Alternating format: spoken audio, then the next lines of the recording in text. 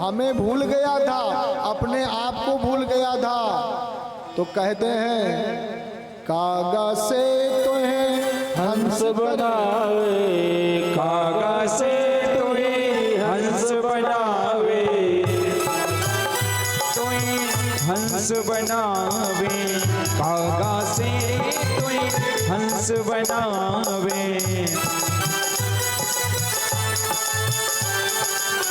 कागज से तुम्हें हंस बनावे, कागज से तुम्हें हंस बनावे, हंस बनावे, हंस बनावे, हंस बनावे, हंस बनावे।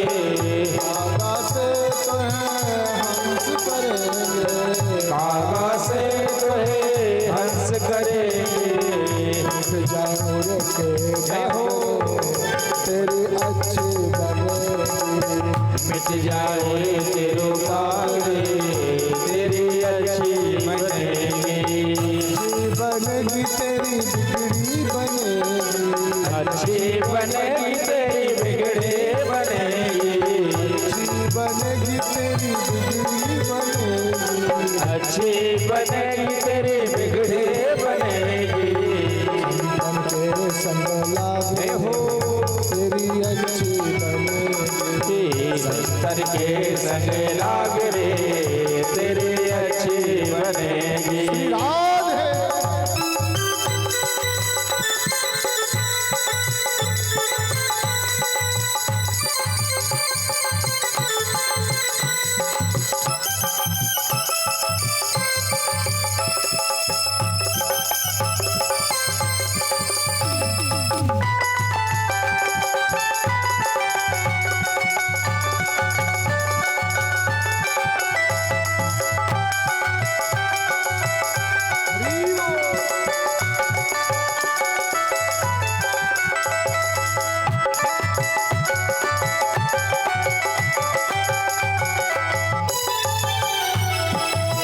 सतवित नारी तीन आशाएं,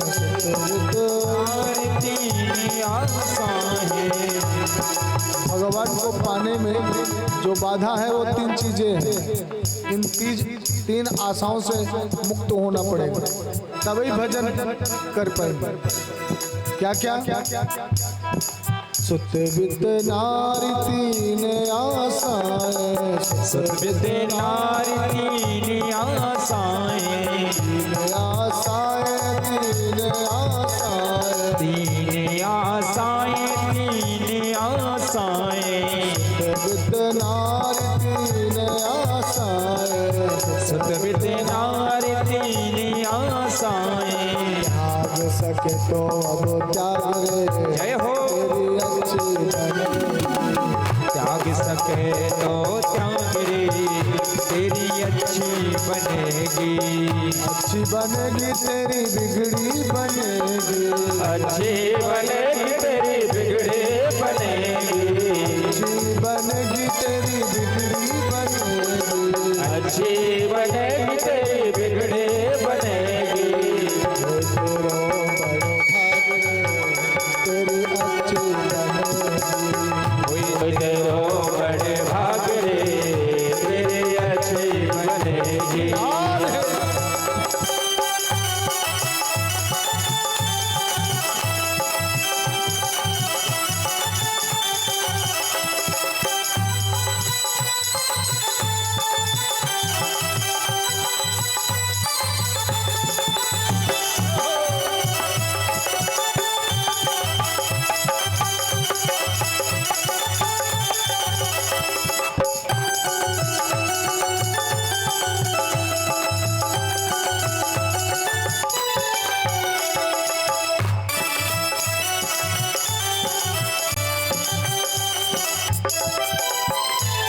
जब भगवान से प्रेम कब होगा? जब व्यक्ति बच्चों से पीड़ित होता है, तब एक बार उसका मन करता है कि मैं अब भगवत शरणागति ले लूं, कहीं जाकर भजन करूं।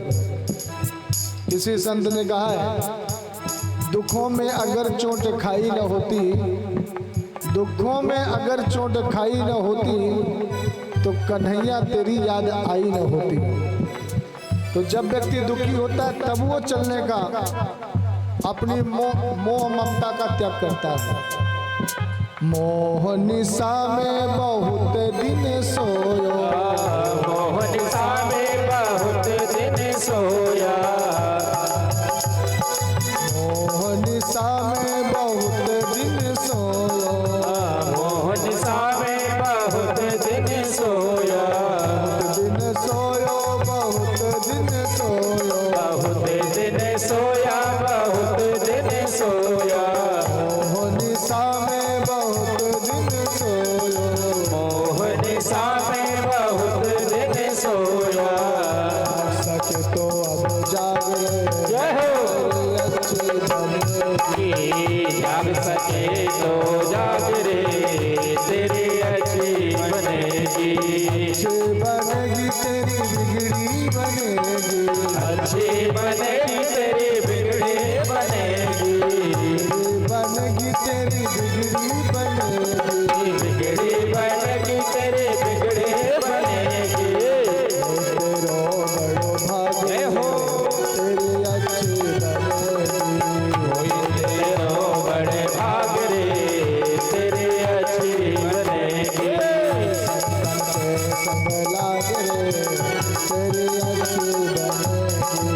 संतन के संग लागे तेरी अच्छी बनेगी,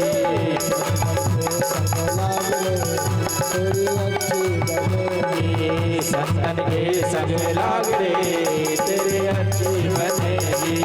राम हरे राम राम हरे हरे हरे कृष्ण हरे कृष्ण कृष्ण हरे हरे, हरे राम हरे राम राम राम हरे हरे, हरे कृष्ण कृष्ण कृष्ण हरे हरे,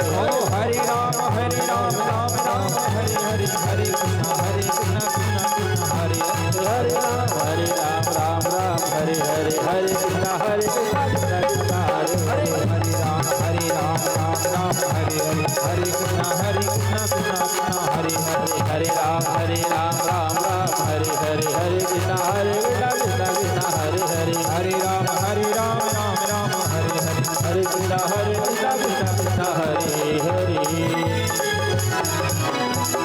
जय जय श्री राधे।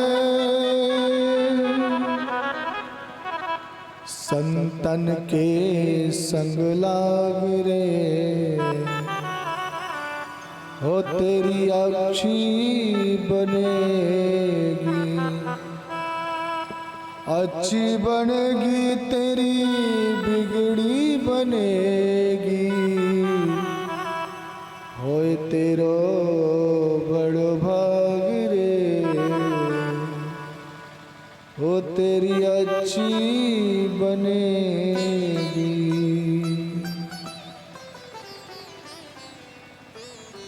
नारद जी ने कहा संतों के चरणों का आश्रय ले लीजिए, भागवत जी का शुभारंभ हो जाएगा और आप भागवत जी को तैयार कर पाएंगे, एक संहिता तैयार कर दीजिए। व्यास जी ने संत चरणों का आश्रय लिया और चतुश्लोकी भागवत अहमेवास में वाग्रे नान्यद यद सत सत्परम पश्चादहम यदे चच्चा यो वशिष्येत सोष्म्य हम, चतुश्लोकी भागवत नारद जी ने व्यास जी को प्रदान कर दी और 4 श्लोकों वाली भागवत को लेकर के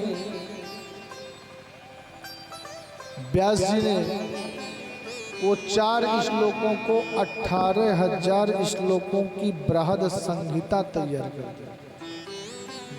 व्यास जी बोलते जा रहे हैं, गणेश जी लिखते जा रहे हैं, और जब ये संहिता सज्जनों तैयार हो गई तब अंदर से आवाज आई कि इस संहिता का प्रथम अधिकारी कौन है। सबसे पहले ये संहिता किसको प्रदान की जाए, तो आवाज आई कि इसका प्रथम अधिकारी तो सुखदेव ही है, बोले सुखदेव जी तो निर्गुण सत्ता में बैठे हुए हैं, वो कैसे आएंगे, उनको लाए कौन? तो आवाज आई कि सुखदेव जी को लाने की सामर्थ्य भी केवल इस संहिता में ही है। तो व्यास जी ने अपने छोटे छोटे शिष्यों को बुलाया, कुछ श्लोक रटा दिए और बोले जाओ, जहां हमारा पुत्र बैठा हुआ है निर्गुण सत्ता में, वहीं जाकर के इन श्लोकों का गायन करो। महाराज वो छोटे छोटे नन्हे नन्हे शिष्य गए और जहां सुखदेव जी निर्गुण ब्रह्म सत्ता में बैठे हुए थे समाधि में, वहां जाकर के इन बच्चों ने गाया श्लोक। बरहा पीडम नटवर वपु कर्णयो कर्णिकारम बिभ्रदवास कनक कपिशम वैजयंतीं च मालां रंध्राण वेणोरधर सुधया पूरयन गोप वृंदै वृंदारण्यम स्वपद रमणम प्राविशगीत कीर्ति बरहापीडम नटवर बपु। वाह, कितना सुंदर स्वरूप है। जिन्होंने नटों में सर्वश्रेष्ठ नटराज, जिन्होंने कानों में सुंदर कुंडल धारण कर रखा है, घुंघराले जिसके केस हैं, टमाटर जैसे सुंदर गाल हैं और सुंदर गुलाब की पंखुड़ी जैसे जिसके ओष्ठ हैं, धनुष के समान जिसके नेत्र हैं, और जैसे अनंत आकाश में बाण बनता है वैसे प्रभु के नेत्र हैं विशाल। क्या सुंदर स्वरूप है। जिन्होंने गले में वैजयंती की माला धारण कर रखी है, श्याम सलोना स्वरूप है, जिन्हें देख करके दुनिया उनकी दीवानी हो रही है। स्वामी सुखदेव जी की समाधि खुल गई और बोले वाह, क्या संसार में कोई इतना सुंदर यदि ईश्वर है तो ये निर्गुण तो जिसका कोई स्वरूप नहीं है उसका ध्यान क्या करना, उसी के पीछे चलो ना जो इतना सुंदर है। एक बार आए और शिष्यों से कहा और सुनाओ ना। शिष्यों ने कहा और तो हमें नहीं आता, पर आपके पिता महाराज ने आपके लिए 18,000 श्लोकों की संहिता आपके लिए तैयार करी है। सुखदेव जी ने कहा कुछ भी हो पर सौंदर्य के पीछे नहीं भागना चाहिए। अभी आपके नगर में कोई आया और सुंदर सी बांसुरी बजाई, कोई बन गया उस बांसुरी का दीवाना, सो घर को छोड़ करके भाग गया उसके पीछे पीछे पीछे भाग गया। तो जब तक माल रहा आपके पास तब तक तो लूटा, और जिस दिन माल खत्म तब माल जिस दिन खत्म हो गया उसी दिन साथ छोड़ करके भाग गया। प्रेम से बोलिए राधे राधे। सुखदेव जी कहते हैं ऐसी सौंदर्यता के पीछे नहीं भागना चाहिए। जब सुखदेव जी समाधि में बैठने लग गए तो इन बच्चों ने एक और श्लोक गाया। क्या? अहो वकीयम स्तन कालकूटम जिघांसया पाय यदा प्रसाद्वी लेभे गतिम धातृचितां ततोन्यम कम्बा दयालुं शरणं ब्रजेमा।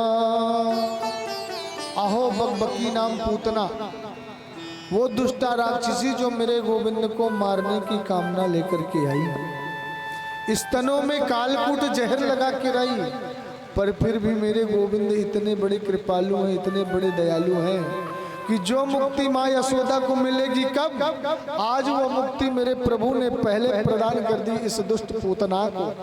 ऐसा कृपालु दयालु भक्त वत्सल दीन बंधु जो इनकी शरण ग्रहण नहीं करता, उससे बड़ा पापी इस संसार में भला और कौन हो सकता है।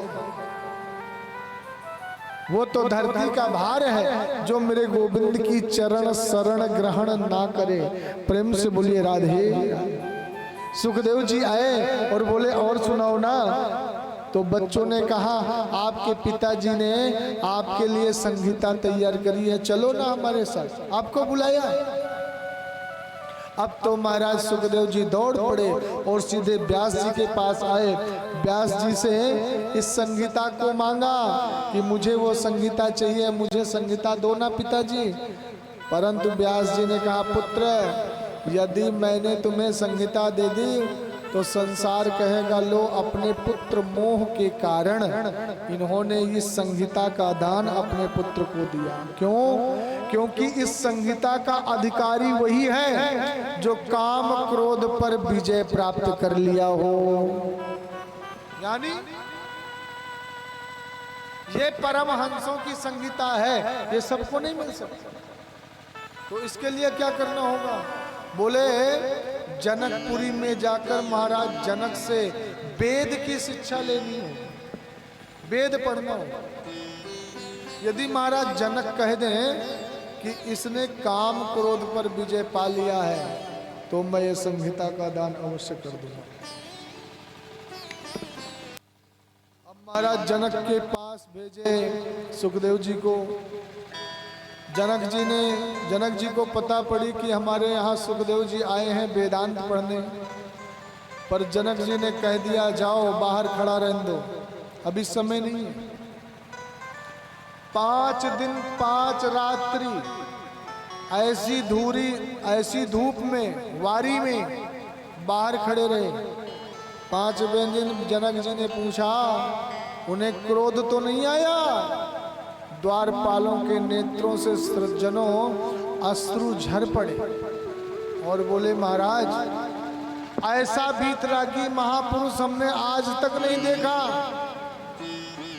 जो आभा प्रभा 5 दिन पहले थी, आज 5 दिन से ना कुछ खाया ना पिया, धूप में खड़े रहे। पर जो आभा प्रभा 5 दिन पहले थी वही आज है। क्रोध नाम की चीज नहीं है। जनक महाराज ने कहा उनको अंतःपुर में लाओ और अंदर बुला करके जनक जी स्वामी सुखदेव के चरणों में लेट गए।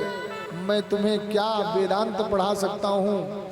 सुखदेव जी जनक जी कहते हैं प्रभु आप तो साक्षात वेदांत के हस्ताक्षर हो। जनक जी ने जगह जगह में कह दिया कि सुखदेव जी ने काम क्रोध पर विजय प्राप्त कर ली। तब जाकर के महाराज वेद व्यास जी ने भागवत संहिता का दान दिया। और जैसे संहिता को प्राप्त किया तो महाराज इस संहिता को लेकर के सीधे सुखदेव जी वहीं गुफा में चले गए। तो गुफा में अब तक क्या था? निर्गुण सत्ता में बैठे हुए थे जिसका कोई स्वरूप नहीं है। अब वही सुखदेव जी सगुण साकार के रूप में भगवान श्री कृष्ण का ध्यान करते हुए बैठ गए और उन्हीं के ध्यान में मग्न हो गए। सूत जी महाराज कहते ऋषियों जब राजा परीक्षित को 7 दिन में काल के दंशन का भय जागृत हुआ तब वही सुखदेव सीधे राजा परीक्षित की सभा में आए। शौनक जी ने प्रश्न किया गुरुदेव ये परीक्षित कौन है? किसके पुत्र है ये? कहां से आए? तब सूत जी महाराज कहते हैं ऋषियों यदा मृधे कौरवसृञ्जयानां वीरेष्वथो वीरगतिं गतेषु ब्रकोदराविद्ध गदाभिमर्शो भग्नोरुदण्डे धृतराष्ट्रपुत्रः। कौरव और पांडवों का जब महासंग्राम चल रहा था युद्ध, उस समय ब्रकोदर भीम की गदा से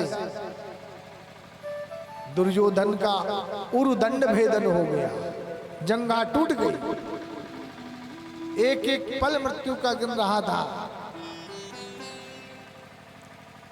पांडवों को विजय श्री मिल गई, अंतिम युद्ध चल रहा था।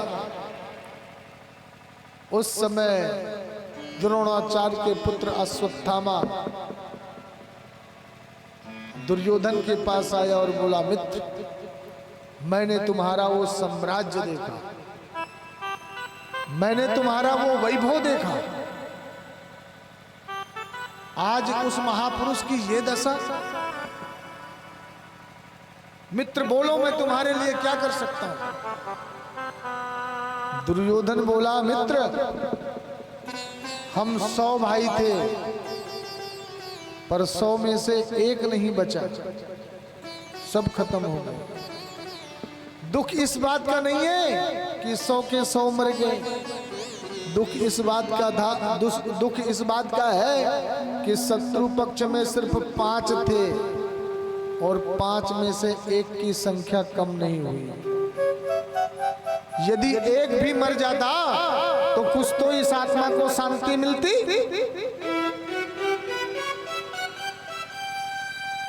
मरने वाले की अंतिम इच्छा पूछी जाती है, अंतिम इच्छा क्या है? इसलिए मित्र, आज मैं तुमसे पूछता हूं कि बोलो, तुम्हारी अंतिम इच्छा क्या है? दुर्योधन ने कहा, मित्र,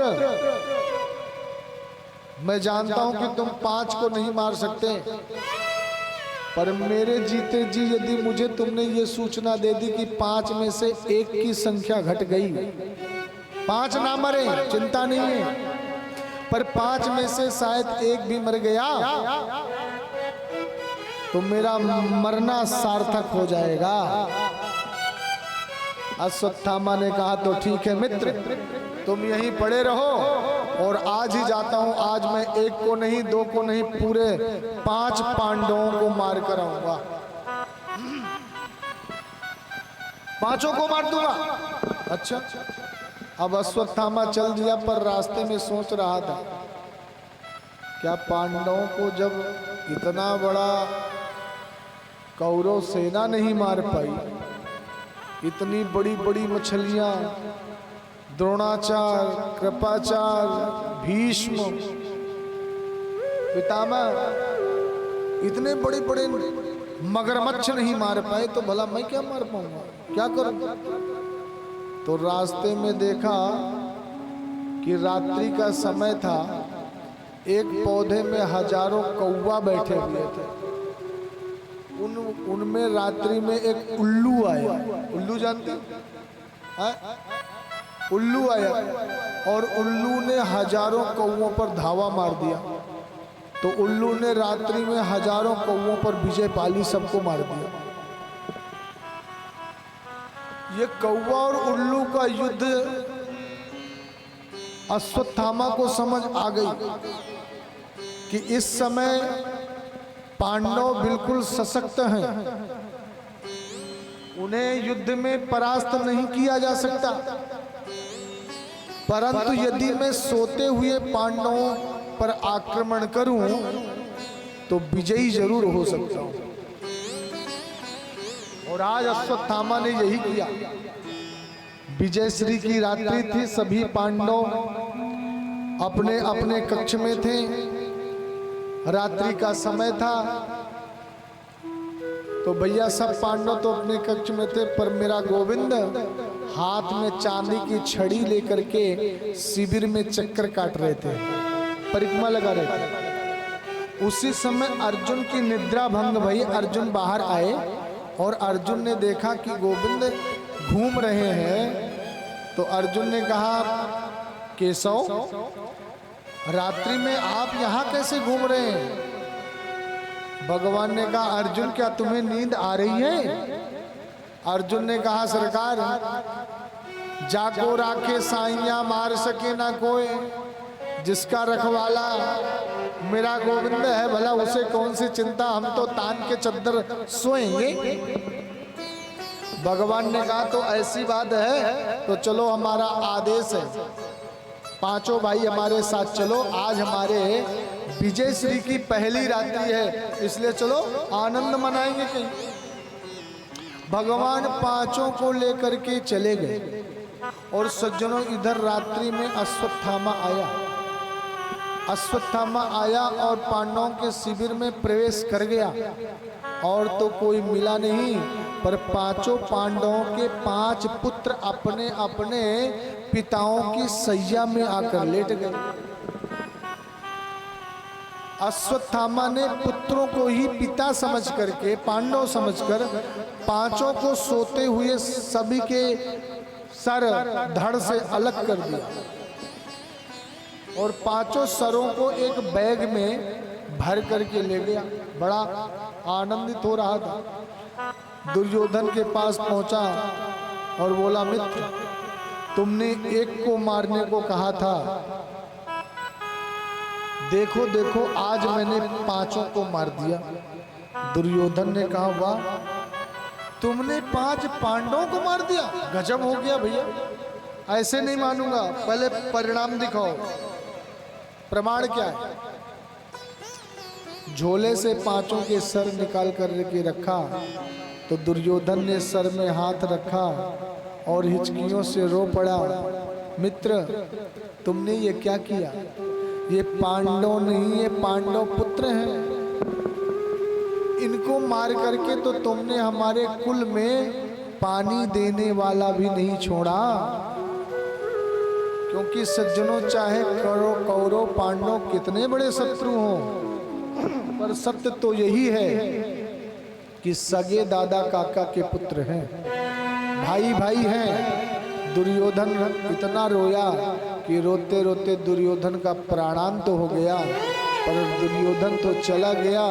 अश्वत्थामा सोचा अब हम कैसे बचेंगे, हमारी गारंटी खत्म। पांडवों को जब मालूम पड़ेगा तो मुझे छोड़ेंगे नहीं। इधर पांडव आए, मेरे पांडव इधर जब शिविर में आए, द्रौपदी ने आकर के देखा 5 पुत्रों का धड़, द्रौपदी के आंखों से अश्रुपात हो पड़े, कुरही की भांति करुण क्रंदन करने लगे। हे गोविंद, हे गोपाल, मैंने कौन सा ऐसा अपराध किया कि मेरे इन 5 पुत्रों को किसी दुष्ट ने आकर मार दिया। कृष्ण कृष्ण महाभागो भक्तानां भयंकरा त्वमेको दह्यमानः मपवर्गोऽसि संश्रये। हे गोविंद, मैंने ऐसा क्या किसका बिगाड़ा था जो मेरे पुत्रों को मार दिया। मुच्यता मुच्यता में सो ब्राह्मणो नितरां गुरु। पांडव आए, पांडवों ने जब देखा, सबने करुण क्रंदन करी। अर्जुन ने प्रतिज्ञा ले ली, जिस किसी ने हमारे पुत्रों को मारा है मैं उसे छोड़ूंगा नहीं। अर्जुन अपने रथ में बैठकर दौड़ लगाए, देखा सामने अश्वत्थामा जा रहा था। अश्वत्थामा भागने का बड़ा प्रयास किया, पर अर्जुन ने रस्सी में बांधकर, एक बार तो अश्वत्थामा ने अर्जुन को देख करके ब्रह्मास्त्र चला दिया, पर उस ब्रह्मास्त्र को जब चलाया तो गोविंद की शरण ग्रहण कर ली। अर्जुन ने कहा, हे माधव, मुझे इस ब्रह्मास्त्र से बचाइए। भगवान ने कहा, अर्जुन तुम्हें तो ब्रह्मास्त्र चलाना भी आता है और शांत करना भी आता है। जहर की काट जहर होती है, लोहे को लोहे से काटा जाता है। अर्जुन ने अपना ब्रह्मास्त्र निकाला, चलाया और दोनों ब्रह्मास्त्रों को शांत करके अपने पास बुला लिया। अश्वत्थामा को रस्सी में बांधकर अपने रथ में बांध करके खींचते हुए शिविर में लेकर के आए। द्रौपदी को बुलाया। अर्जुन ने कहा, देवी इस दुष्ट ने हमारे 5 पुत्रों को मारा है, बताओ इस दुष्ट को जिंदा धरती में गाड़ दूं या इस खड्ग से इसके टुकड़े टुकड़े कर दूं, जैसे या इसको जीते जी जलती अग्नि में डाल दूं, कैसे मारूं? तुम बताओ, जैसे तुम कहोगे वैसे मारूंगा। पर द्रौपदी ने सज्जनों भगवान को अपना सखा माना, और जो भगवान को अपना सखा माना है वो किसी की हिंसा कैसे करवा सकते हैं? द्रौपदी बोल पड़ी, मुच्यता मुच्यता में स ब्राह्मणो नितराम गुरु। इसे छोड़ दो, मारो मत। ये आपका गुरु पुत्र है। मैं जानती हूं कि पुत्र के मरने का दुख क्या होता है। मेरे 5 पुत्रों को इसने मारा, मैं कुरही की भांति करुण क्रंदन कर रही हूं। यदि तुमने इसको मार दिया तो इसमें और तुम में कोई अंतर नहीं रह जाएगा। इसके पिता तुम्हारे गुरु हैं, जिन्होंने जो शिक्षा अपने पुत्र को नहीं प्रदान किया वो सुंदर शिक्षा तुम्हें प्रदान की। इसलिए अर्जुन इसे छोड़ दो, ये गुरु पुत्र है।